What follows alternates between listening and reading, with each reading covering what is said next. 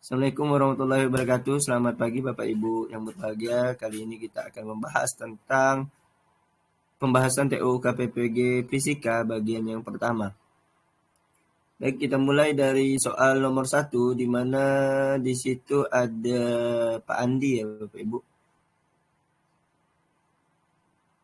Nah, di sini Pak Andi mengajarkan materi pengukuran pada siswa SMA. Kondisi siswa belum mengenal sama sekali alat ukur yang digunakan dalam kegiatan pembelajaran.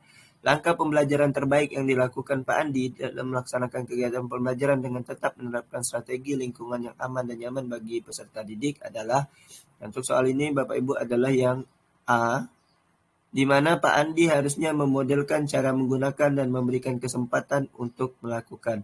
Jadi, Pak Andi sebaiknya memodelkan cara menggunakan alat ukur dan memberikan kesempatan kepada siswa untuk melakukan. Kenapa ini yang menjadi pilihan Bapak Ibu?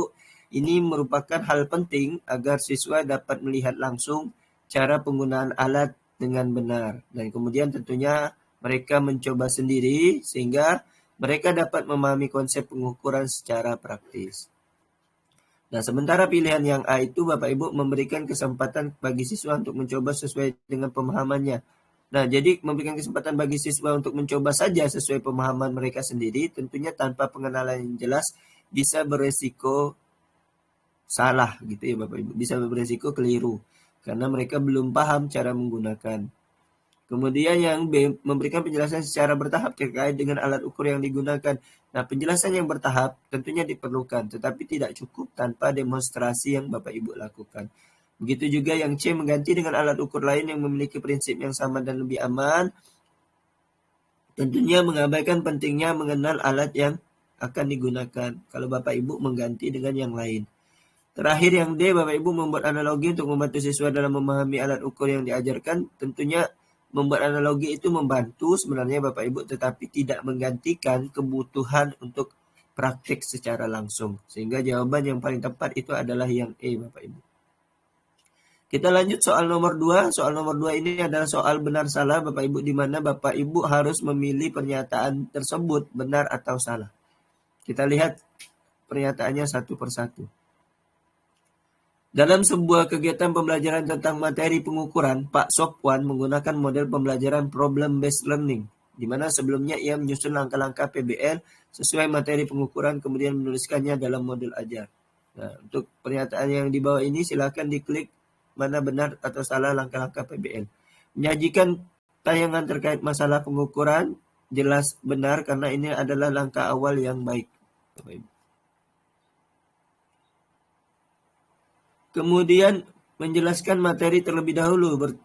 Tentunya ini bertentangan dengan konsep PBL kalau Bapak Ibu menjelaskan materi kepada siswa tentang macam-macam alat ukur. Ini bertentangan dengan prinsip PBL yang mengutamakan eksplorasi atau diawali dengan pemberian masalah Bapak Ibu. Kemudian yang C, membentuk kelompok heterogen saat melakukan pengukuran beberapa objek yang dipilih. Nah, ini salah Bapak Ibu karena kelompok heterogen sebenarnya baik, tapi tidak selalu digunakan dalam semua konteks PBL Bapak Ibu. Sehingga tidak tepat untuk kasus PBL ini sendiri. Kemudian yang keempat, membimbing penyelidikan individu atau kelompok. Nah, ini adalah inti dari PBL Bapak Ibu. Membimbing penyelidikan individu atau kelompok untuk mengetahui ukuran sebuah benda di lingkungan kelas jelaslah sebuah langkah yang benar dalam Bapak Ibu melaksanakan pembelajaran menggunakan model PBL. Kemudian yang terakhir, menyajikan hasil karya berupa proyek hasil pengukuran. Dan ini juga benar Bapak Ibu, menyajikan hasil karya adalah langkah akhir yang penting dalam PBL. Sehingga pernyataan ini adalah benar, salah-salah, benar-benar. Benarnya di 1, 4, dan 5. Masih soal yang bentuk sama Bapak Ibu. Untuk soal yang ketiga ini benar salah juga, namun ini soalnya tentang perubahan iklim. Pemanasan global dan perubahan iklim merupakan masalah serius yang harus dihadapi oleh seluruh negara di dunia. Untuk menunjukkan dampak perubahan iklim, Pak Dimas merancang sebuah pembelajaran yang mampu melatih siswa untuk berpikir terkait perubahan iklim dan pemanasan global. Klik pilihan benar atau salah untuk setiap pernyataan yang sesuai dengan memberi tanda centang pada langkah-langkah pembelajaran materi yang mampu menciptakan suasana aman dan nyaman dalam belajar berdasarkan teori belajar konstruktivisme materi pemanasan global.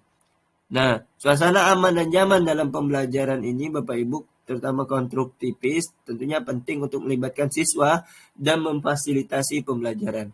Nah, kita lihat yang pertama melibatkan aspek lingkungan dan sosial sangat relevan untuk topik ini. Jadi ini benar Bapak Ibu karena melibatkan aspek lingkungan dan sosial dalam membahas konsep perubahan iklim dan pemanasan global itu tentunya relevan dengan yang kita inginkan, yaitu membuat suasana aman dan nyaman dalam pembelajaran konstruktivis. Yang kedua, suasana kooperatif, menciptakan suasana belajar yang kooperatif untuk memberikan kesempatan bagi siswa dalam interaksi. Suasana kooperatif ini tentunya mendorong interaksi yang baik di antara siswa, sehingga ini juga benar Bapak Ibu. Kemudian memberikan bimbingan secara sama kepada seluruh siswa tanpa melihat kemampuan awalnya. Jelas ini memberikan bimbingan sama tanpa mempertimbangkan kemampuan awal ini tidak memperhatikan kebutuhan individu sehingga ini pernyataan yang salah. Memfasilitasi semua kegiatan belajar perubahan iklim dan pemanasan global sehingga siswa menjadi nyaman dalam belajar. Nah, ini juga belum tepat Bapak Ibu, mengingat memfasilitasi semua kegiatan belajar ini sebenarnya juga penting, tapi belum memberikan gambaran tentang konstruktivismenya. Memberikan masalah yang kompleks sehingga siswa lebih tertantang juga tidak cocok untuk pelajaran teori belajar konstruktivisme Bapak Ibu, di mana memberikan masalah yang kompleks tentunya memang menantang siswa, tetapi masih harus dilakukan dengan cara yang mendukung pembelajaran. Sehingga jawabannya adalah benar-benar salah Bapak Ibu. Kita lanjut soal nomor 4. Soal nomor 4 di sini di mana kegiatan tentang eksperimen sederhana. Nah, dalam sebuah pembelajaran perubahan iklim dan pemanasan global, salah satu tujuan pembelajaran yang ingin dicapai Bu Ina adalah melalui kegiatan penyelidikan sederhana, peserta didik mampu mengidentifikasi penyebab pemanasan global. Untuk mencapai tujuan tersebut, tentukan kegiatan pembelajaran yang sesuai yang bisa direncanakan dengan baik. Nah, di sini Bu Ina ingin memilih, ya Bapak Ibu, tentunya melakukan eksperimen sederhana dengan tabung reaksi dan gas CO adalah cara yang efektif untuk pembelajaran Bu Ina. Jadi, cara yang paling efektif untuk mengidentifikasi penyebab pemanasan global karena siswa dapat langsung melihat efek dari gas rumah kaca, yaitu dengan melakukan eksperimen sederhana dengan tabung reaksi dan gas CO2 atau karbon dioksida. Sementara yang pilihan A itu Bapak Ibu menjelaskan proses perubahan iklim dan pemanasan global, menjelaskan proses saja itu tidak cukup Bapak Ibu untuk mencapai tujuan identifikasi. Kemudian membimbing peserta didik membuat peta pikiran atau mind mapping kaitan suhu dan pemanasan global. Mind mapping sebenarnya membantu Bapak Ibu tetapi tidak langsung mengidentifikasi penyebab utama pemanasan global. Begitu juga yang C, mengamati perubahan temperatur lingkungan dalam 1 minggu. Ini mengamati temperatur lingkungan juga sebenarnya hal yang penting, tetapi tidak cukup mendalam dalam mencari penyebab pemanasan global itu sendiri. Begitu juga yang D, melakukan observasi terhadap penggunaan kendaraan bermotor juga relevan sebenarnya, tetapi tidak seefektif eksperimen secara langsung. Sehingga jawabannya adalah yang E, Bapak Ibu. Kita lanjut nomor 5, di mana di sini Pak Andik melakukan kegiatan pembelajaran tentang pencemaran lingkungan dengan menerapkan Teaching at the Right Level atau TARL Bapak Ibu, seperti yang Bapak Ibu pelajari di modul 1. Bentuk kegiatan yang paling sesuai adalah, bentuk kegiatan yang sesuai dengan pendekatan TARL berarti mengadaptasi materi pembelajaran sesuai dengan kebutuhan siswa ya Bapak Ibu, sehingga jelaslah jawabannya adalah yang E, membimbing siswa belajar tentang pencemaran lingkungan sesuai kebutuhan peserta didik. Nah, seperti Bapak Ibu ketahui, pendekatan TARL itu sendiri mengadaptasi materi pembelajaran sesuai dengan kebutuhan siswa sehingga mereka dapat belajar secara efektif. Maka jawabannya adalah yang E, Bapak Ibu. Sementara yang A, membuat poster, menugaskan peserta didik membuat poster pencemaran lingkungan di sekitar mereka. Tentunya membuat poster itu baik, tetapi tidak selalu sesuai dengan kebutuhan individual mereka. Begitu juga dengan peta konsep ya Bapak Ibu. Yang B, menugaskan membuat peta konsep juga sebenarnya baik-baik saja, tetapi sama saja dengan poster tadi, tidak mengadaptasi pada kebutuhan spesifik setiap peserta didik. Yang C, membimbing peserta didik melakukan penyelidikan untuk menemukan penyebab pencemaran lingkungan. Nah, penyelidikan itu juga penting, namun mungkin tidak mencakup semua kebutuhan siswa. Begitu juga membimbing peserta didik melakukan kegiatan eksperimen tentang pengaruh deterjen terhadap populasi ikan. Eksperimen mengenai pengaruh deterjen mungkin tidak sesuai untuk semua siswa. Jadi, berdasarkan pilihan ini yang menggunakan pendekatan TARL itu adalah yang E, Bapak Ibu, yaitu sesuai dengan kebutuhan siswa. Baik, kita lanjut soal nomor 6, di mana soal nomor 6 ini adalah pilihan yang lebih dari satu, Bapak Ibu. Jadi ini multiple choice, jawabannya bisa lebih dari satu. Pak Asnan mengajarkan materi dinamika partikel. Dia menggunakan mobil-mobilan yang diletakkan pada sebuah bidang miring. Dalam proses pembelajaran, peserta didik diberikan kesempatan untuk menemukan hubungan antara sudut kemiringan dengan kecepatan benda. Terkait dengan kegiatan tersebut, pilihlah capaian pembelajaran yang sesuai dengan memberi tanda centang. Jawaban benar lebih dari satu. Nah, yang pertama, Bapak Ibu, yang A, peserta didik mampu mengidentifikasi berbagai gaya yang bekerja pada benda. Nah, ini tentulah sangat relevan Bapak Ibu dengan soal.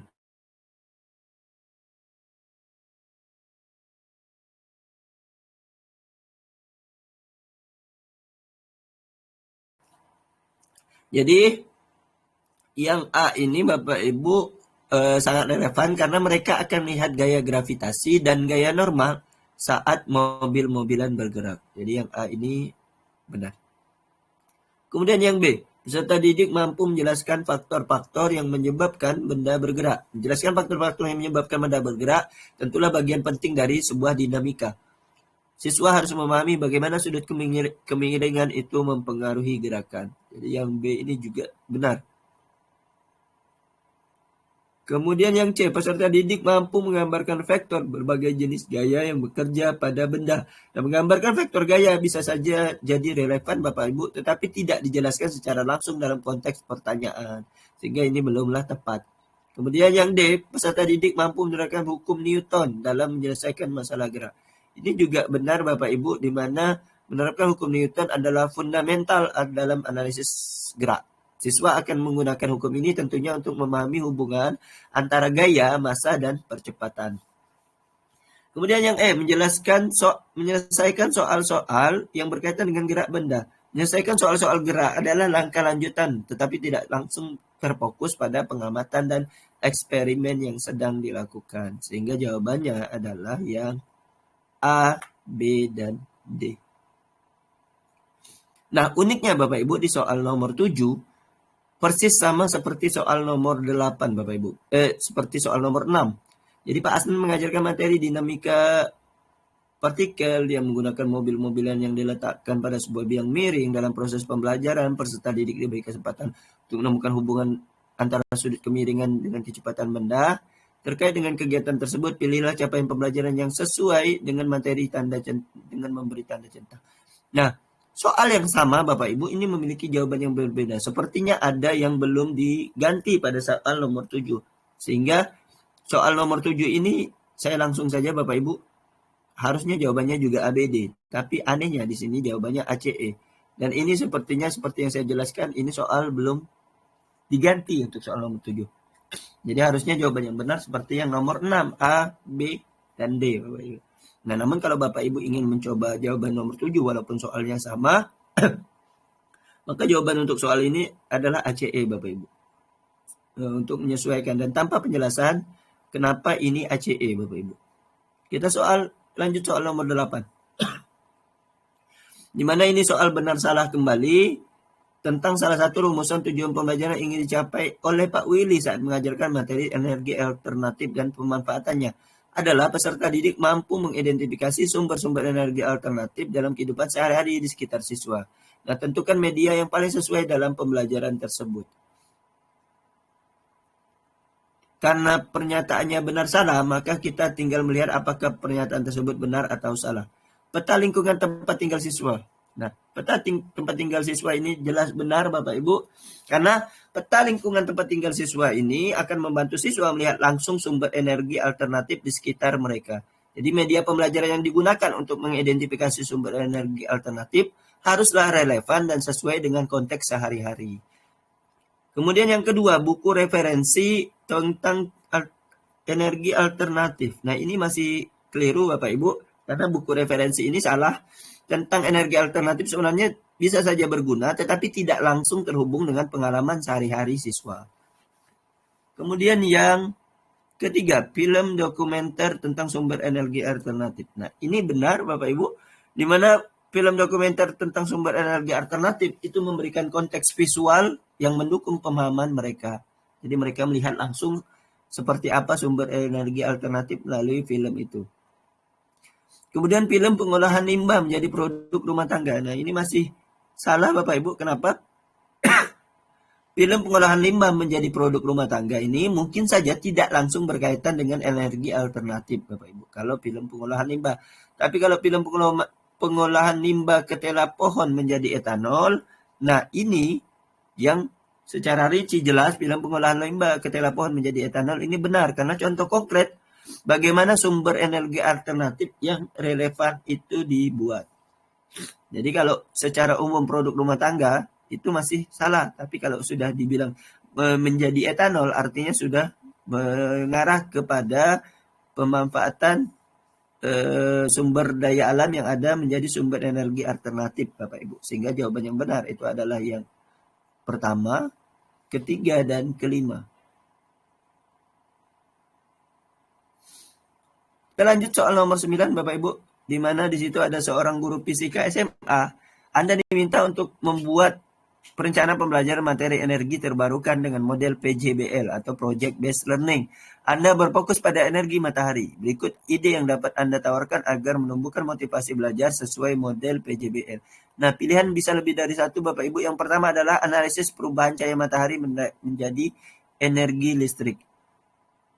Analisis perubahan cahaya matahari ini menjadi energi listrik adalah konsep inti yang harus dipahami siswa bagaimana Pak Willy tadi berfokus pada energi matahari dalam pembelajaran berbasis proyek. Maka yang A ini adalah pilihan yang tepat Bapak Ibu. Kemudian demonstrasi solar cell. Demonstrasi solar cell ini adalah langkah yang baik sebenarnya, tetapi tidak sekuat kegiatan yang melibatkan analisis atau perancangan. Jadi belum tepat untuk yang B. Sementara yang C adalah merancang prototipe solar cell. Ini yang tepat Bapak Ibu. Di mana merancang prototipe solar cell ini langsung melibatkan siswa dalam aktivitas praktis yang mendorong pemahaman mendalam mereka. Yang D, praktikum pembiasan cahaya matahari bisa saja relevan Bapak Ibu, namun di sini tidak secara eksplisit fokus pada energi mataharinya. Kemudian yang E juga penayangan video perubahan cahaya menjadi foton. Penayangan video tentang perubahan cahaya menjadi foton adalah sebuah informasi saja tetapi kurang interaktif dibanding pilihan-pilihan yang lain. Sehingga pilihan untuk nomor 9 ini adalah AC Bapak Ibu. Soal nomor 10. Sebagai guru fisika, Anda diminta menyusun rencana pembelajaran pada materi vektor. Dalam perencanaan tersebut, terdapat instrumen asesmen berupa lembar observasi kemampuan berpikir kritis. Nah, tentukan pernyataan yang sesuai dengan tahapan penyusunan instrumen tersebut. Klik benar atau salah untuk pernyataan berikut. Nah, yang pertama kita lihat mengambil dimensi kemampuan berpikir kritis dari ahli kemampuan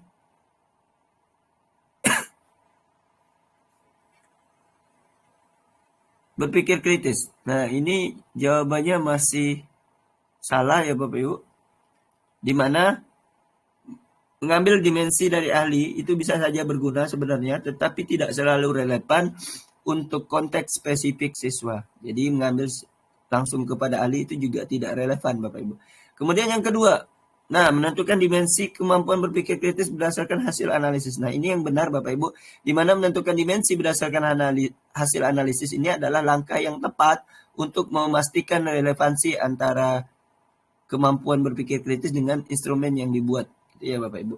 Kemudian yang ketiga, memodifikasi dimensi kemampuan berpikir kritis sesuai karakteristik peserta didik. Ini masih keliru Bapak Ibu.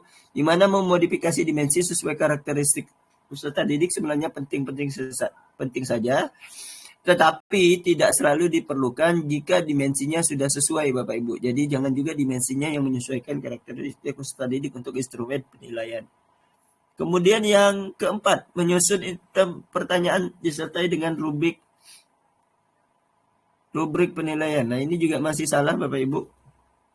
Kemudian yang benar adalah menyusun item pernyataan disertai dengan rubrik penilaian. Jadi di dalam instrumen penilaian, instrumen penyusunan instrumen itu yang dibenar bukan pertanyaan Bapak Ibu, tetapi pernyataan. Jadi item pernyataan tersebut Bapak Ibu tulis disertai dengan rubrik penilaiannya.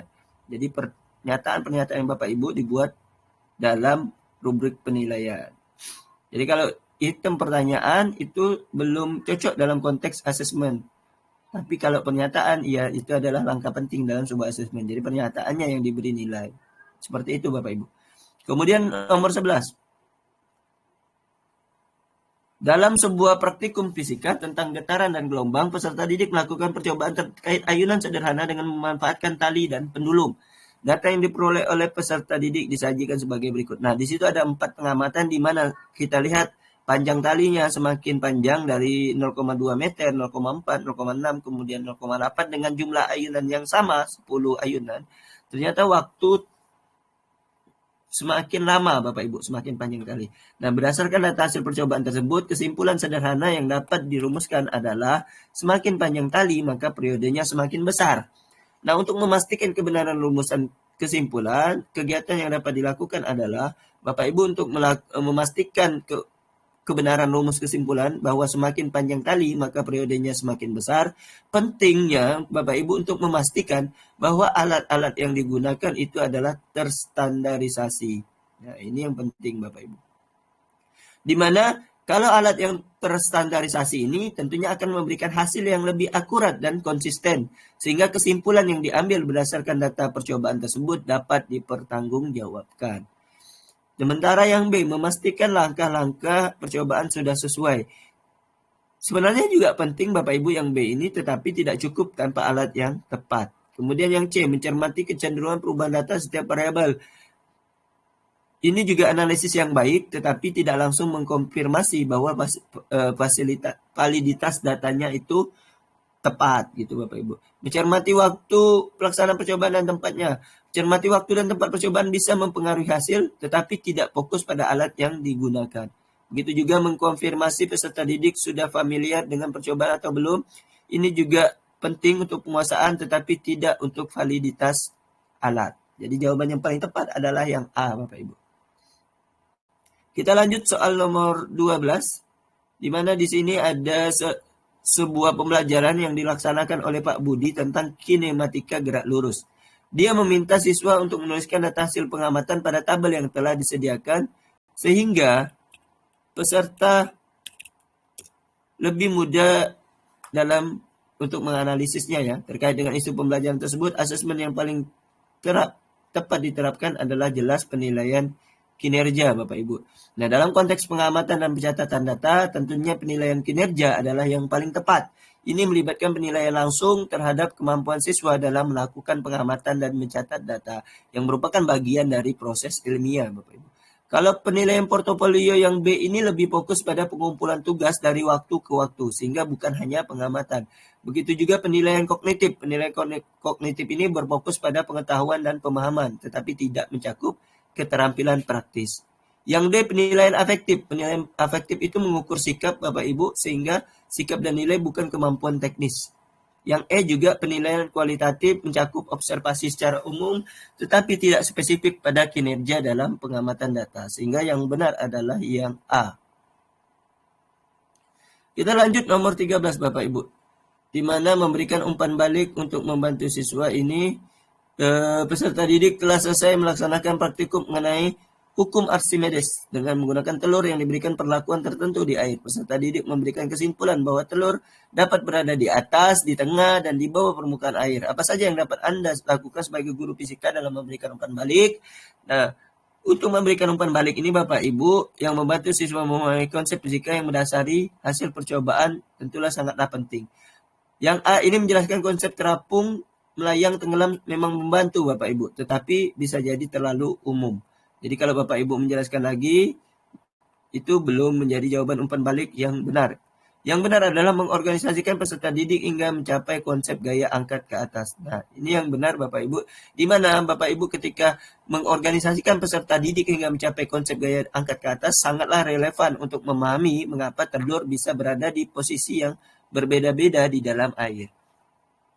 Kemudian yang C, mengorganisasikan peserta didik untuk memahami kesetimbangan. Bisa saja relevan Bapak Ibu, namun tidak sekuat pilihan-pilihan yang B. Seperti memposisikan gaya angkat ke atas ini untuk mengetahui mengapa telur berada di posisi yang berbeda-beda. Kemudian yang D, menguatkan kesimpulan peserta didik bahwa benda yang dicelupkan ke dalam air memiliki gaya angkat ke atas. Yang menguatkan kesimpulan bahwa benda memiliki gaya angkat ke atas adalah benar Bapak Ibu, tetapi kurang mendalam dibandingkan dengan pilihan yang B maupun yang E. Menayangkan sebuah software simulasi tentang terapung, melayang, dan tenggelam untuk menguatkan kesimpulan. Jadi yang E ini menayangkan software simulasi tentunya dapat membantu memperjelas konsep terapung, melayang, dan tenggelam secara visual langsung, sehingga mendukung pemahaman siswa. Jadi jawaban yang paling tepat untuk soal ini adalah B dan E, Bapak Ibu. Kita lanjut soal nomor 14. Salah satu tujuan pembelajaran yang ingin dicapai dalam pembelajaran materi getaran gelombang adalah peserta didik dapat membedakan karakteristik rangkaian seri dan paralel pada pegas. Untuk mewujudkan tujuan pembelajaran tersebut, konten relevan yang dapat diterapkan adalah, nah kalau Bapak Ibu pilih yang A itu memberikan soal-soal untuk menggunakan keterampilan menyelesaikan masalah. Memberikan soal itu tidak cukup interaktif Bapak Ibu untuk mencapai pemahaman langsung. Yang B, membimbing peserta didik untuk melakukan pengamatan kinerja pegas, seri, dan paralel. Nah, ini adalah pilihan yang tepat Bapak Ibu, di mana metode yang langsung dan interaktif untuk mencapai tujuan pembelajaran ini harus dilakukan secara membimbing peserta didik melakukan pengamatan. Dan jadi Bapak Ibu dengan melakukan pengamatan, siswa bisa memahami perbedaan karakteristiknya secara langsung. Sementara yang C, menganalisis contoh aplikasi rangkaian pegas dalam kehidupan sehari-hari. Nah, menganalisis contoh aplikasi dalam kehidupan sehari-hari bisa memperkaya pengetahuan sebenarnya, tetapi tidak secara langsung membedakan karakteristik antara seri dan paralel. Kemudian yang D, menjelaskan perbedaan konstanta pegas pada rangkaian seri dan paralel. Menjelaskan perbedaan konstanta pegas itu bisa saja mendukung, tetapi tidak sekuat pengalaman secara langsung. Begitu juga yang E, menjelaskan hubungan konstanta pegas dengan bentuk rangkaiannya. Menjelaskan hubungan konstanta pegas dan bentuk rangkaiannya juga sebuah hal yang penting sebenarnya, tetapi kurang mendalam dibandingkan dengan pengamatan secara langsung, Bapak Ibu. Sehingga jawabannya adalah B. Kemudian kita masuk ke soal terakhir untuk bagian pertama ini, Bapak Ibu, adalah soal nomor 15. Berikut ini capaian pembelajaran materi listrik dan magnet. Peserta didik dapat membuat rangkaian listrik sederhana, memahami gejala kemagnetan dan kelistrikan untuk menyelesaikan tantangan atau masalah yang dihadapi dalam kehidupan sehari-hari. Nah, tentukan tujuan pembelajaran yang sesuai dengan rumusan capaian pembelajaran pada materi listrik statis di atas. Karena jawaban lebih dari satu, Bapak Ibu, kita bisa memilih lebih dari satu. Kayak yang pertama kita lihat yang A. Peserta didik mampu menemukan hubungan arus dan tegangan. Menemukan hubungan arus dan tegangan lebih relevan dengan hukum Ohm, Bapak Ibu, yang lebih berkaitan dengan rangkaian listrik dinamis daripada listrik statis. Jadi ini belum tepat. Kemudian yang B, peserta didik mampu menganalisis hubungan besar muatan dan kuat medan listrik. Nah, ini tepat Bapak Ibu yang B. Nah, yang B ini di mana menganalisis hubungan besar muatan dan kuat medan listrik adalah bagian penting dari pemahaman listrik statis itu sendiri. Jadi tujuan pembelajaran yang sesuai dengan capaian pembelajaran tentang listrik statis tentunya melibatkan pemahaman hubungan antara variabel yang terlibat dalam listrik. Yang C, menemukan hubungan, jadi mampu menemukan kaitan arus listrik dan hambatan kawat. Menemukan kaitan arus listrik dan hambatan kawat juga lebih sesuai dengan analisis rangkaian listrik, bukan fokus utama pada listrik statis. Jadi yang C ini belum tepat Bapak Ibu. Kemudian yang D, menghitung nilai gaya yang dialami sebuah muatan di sekitar muatan lain. Nah, menghitung nilai gaya yang dialami dalam sebuah muatan di sekitar muatan lain adalah aplikasi langsung dari hukum Coulomb. Sehingga ini relevan dengan listrik statis. Yang D juga cocok. Kemudian yang E, menyimpulkan hubungan potensial dan jarak. Nah, menyimpulkan hubungan potensial dan jarak ini juga penting dalam konteks listrik statis. Jadi yang E juga merupakan sebuah jawaban. Baik Bapak Ibu, seperti itu pembahasan TOK PPG Fisika bagian pertama, di mana kita akan membahas di bagian kedua soal-soal berikutnya dari 16 sampai 25. Silakan Bapak Ibu cek deskripsi video ini untuk nantinya akan ada video-video selengkapnya Bapak Ibu. Terima kasih. Wassalamualaikum warahmatullahi wabarakatuh.